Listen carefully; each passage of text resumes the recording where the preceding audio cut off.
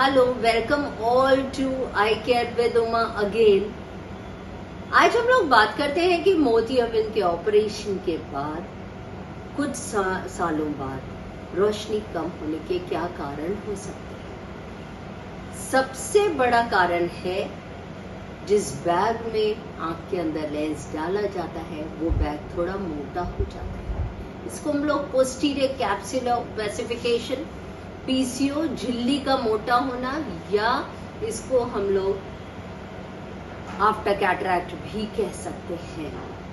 इसमें मरीज आके कहता है डॉक्टर साहब धुंधला दिखने लगा है, ऐसा लगता है आंख के आगे एक नेट आ गई है, उसको हटा देंगे तो साफ दिखने लगेगा। जब हम लोग मशीन से उसे देखते हैं तो लेंस के पीछे झिल्ली दिखाई देती है। ये झिल्ली उन लेंसेज में ज्यादा आती है जो हाइड्रोफिलिक लेंसेज हैं, यानी कि फिलिक मतलब जो पानी को प्यार करते हैं लेंस। ये थोड़ा कम कॉस्ट के जरूर होते हैं पर इसमें झिल्ली आने के चांसेस होते हैं। हाइड्रोफोबिक लेंसेज में ये चांसेस कम होते हैं। जितने बेटर मटेरियल ऑफ लेंस के लिए हम लोग जानते हैं उतने चांसेस पीसीओ या झिल्ली आने के कम होते हैं। जबकि इलाज इसका कोई बहुत बड़ा प्रॉब्लम नहीं है। एक लेजर मशीन है, उस पे मरीज को बैठाते हैं, 1 से 2 मिनट का काम है और झिल्ली कट जाती है। मरीज को 3-4 घंटे में वापस ठीक दिखाई देने लगता है। कुछ दिनों तक मरीज को काला कुछ उड़ता हुआ भुनगा जैसा दिख सकता है पर उसके बाद मरीज एकदम कंफर्टेबल हो जाता है। पर जब लेंस का चयन हम करते हैं ऑपरेशन के टाइम पर तो कोशिश करनी चाहिए ऐसे लेंस का चयन करें जिसमें झिल्ली के आने के चांसेस बहुत कम हैं। जो लेटेस्ट मटेरियल्स हैं वो ऐसे आ रहे हैं जिनमें लेंस में झिल्ली आने के चांसेस बहुत रेयर हैं। कुछ मरीज ऐसे देखे गए हैं जिनका ऑपरेशन 10, 12, 15 साल पहले हुआ है पर उनमें झिल्ली आज भी नहीं आई है। तो झिल्ली आना 100% ऐसा नहीं आएगी पर चांसेस उन लेंसेज में ज्यादा होते हैं जो हाइड्रोफिलिक हैं, पर जो प्रीमियम लेंसेज हैं उनमें झिल्ली आने के चांसेस बहुत कम होते हैं। ये तो एक सबसे कॉमन रीजन है मरीज को ऑपरेशन के, मोतियाबिंद के ऑपरेशन के बाद कम दिखने का। उसके अलावा भी और बहुत से रीजन होते हैं। अगर मरीज को ब्लड प्रेशर या डायबिटीज है जो कंट्रोल नहीं है और कई बार कंट्रोल भी है, तब भी उन मरीजों को हर साल अपने पर्दे की जांच जरूर करानी चाहिए, क्योंकि वो डायबिटीज या ब्लड प्रेशर का अगर साइड इफेक्ट है और उसके कुछ चेंजेस पर्दे में आने लगे हैं तो वो भी एक कारण होता है रोशनी कम होने का।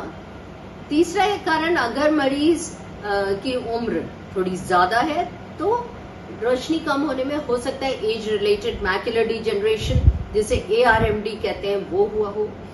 अगर मरीज को ऑपरेशन के टाइम हाई मायोपिया था या मरीज वैसे भी मायोपिया का मरीज है, ज्यादा चश्मे का माइनस नंबर था, उनमें भी रेटिना में चेंजेस होने के चांसेस होते हैं जिसको मायोपिक डिजेनरेशन कहते हैं। और इसलिए ये जरूरी है कि चाहे मोतियाबिंद का ऑपरेशन कराया या नहीं कराया ये एक अलग बात है, साल में एक बार रेटिना का चेकअप बहुत जरूरी है जिससे मालूम होता रहे कि किसी भी बीमारी का पर्दे पर कोई असर तो नहीं हो रहा है।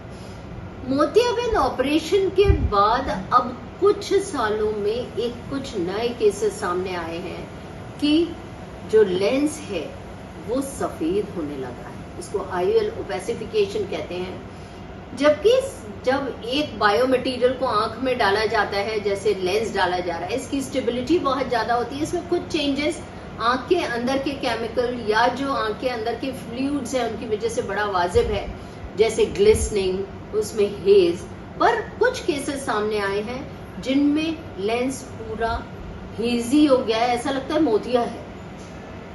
तो पुतली फैला के जब देखा तो लेंस ओपेसिफाई हो गया है। कुछ केसेस में उनमें लेंस को चेंज भी करना पड़ा है। ये फिर से वही बात आती है, ये उन लेंसेज के साथ ज्यादा है जो लेंसेज हाइड्रोफिलिक हैं। प्रीमियम लेंसेज के साथ ये प्रॉब्लम्स अभी तक सामने नहीं आई हैं। तो ऑपरेशन के टाइम सही पर्दे की जांच, सही लेंस का चुनाव बहुत जरूरी है। इन चीजों को ध्यान रखें। Thank you.